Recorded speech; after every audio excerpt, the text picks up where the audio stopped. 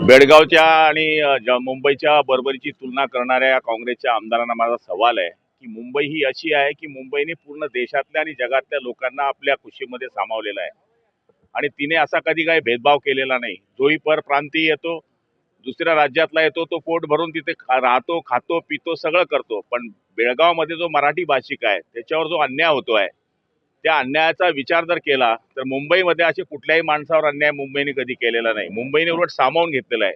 या बेअक्कल काँग्रेसच्या आमदारांना माझा सवाल आहे की जर तुम्ही एवढं या ठिकाणी मुंबईच्या बाबतीमध्ये काळजी करत असाल तर बेळगावच्या मराठी माणसांवर जो अन्याय केला जातोय त्याच्याकरता त्या अन्यायाच्या विरुद्ध आम्हीच नव्हे तर सगळ्यांची ही मागणी आहे की बेळगाव हा केंद्रशासित प्रदेश झाला पाहिजे।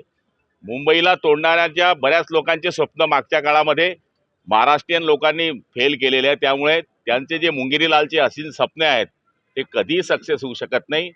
मुंबई ही महाराष्ट्राची आहे, महाराष्ट्राची असणार आणि देशाची ती आर्थिक राजधानी असणार आहे।